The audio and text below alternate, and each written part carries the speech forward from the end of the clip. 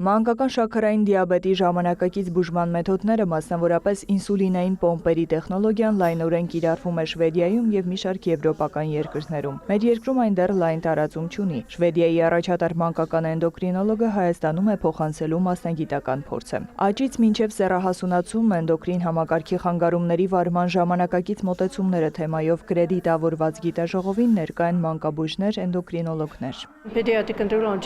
Մանկաբույժի դերը շատ եմ կարևորում, նրանք պետք է ժամանակին ուղեգրեն այս խնդրով բուժառուներին էնդոկրինոլոգի մոտ։ Իմ զեկույցում խոսում եմ աճի հորմոնի, խանգարումների ու սեռական հասունացման մասին։ Ձեր երկրում մեծ ներուժ եմ տեսնում։ Հայ մասնագետները մշտապես պատրաստ են մանկական էնդոկրին խնդիրների բուժման գործում ներդնելու նորարար մեթոդներ։ Ըստ ՄԱԿ-ի և միջազգային այլ կառույցների տվյալների, աշխարհում ավելի քան 1,5 միլիոն երեխա և դեռահաս ապրում է առաջին տիպի շաքարային դիաբետով։ Վերջին տասնամյակում հիվանդացության տարեկան աճը կազմում է միջինը 3%։ Դիաբետի բուժման ժամանակակից մոտեցումները ներառում են ինսուլինային պոմպերի և գլյուկոզայի շարունակական մոնիթորինգի համակարգերի կիրառում։ Դա ապահովում է բուժման բարձր արդյունավետություն, հնարավորինս նվազեցնում է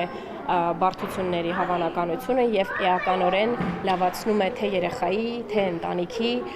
կյանքի որակը։ Մենք նպատակ ունենք ժամանակի ընթացքում հնարավորինս զարգացնել այդ ուղղությունը Հայաստանում։ Եթե ծնողը նկատում է, որ երեխան ունի ընդհանուր թուլություն, շատամիզություն, գիշերամիզություն, ախորժակի վատացում, ապա անհրաժեշտ է դիմել մանկաբույժի իրավիճակը գնահատելու համար։ Անհրաժեշտության դեպքում երեխան կուղղորդվի էնդոկրինոլոգի մոտ։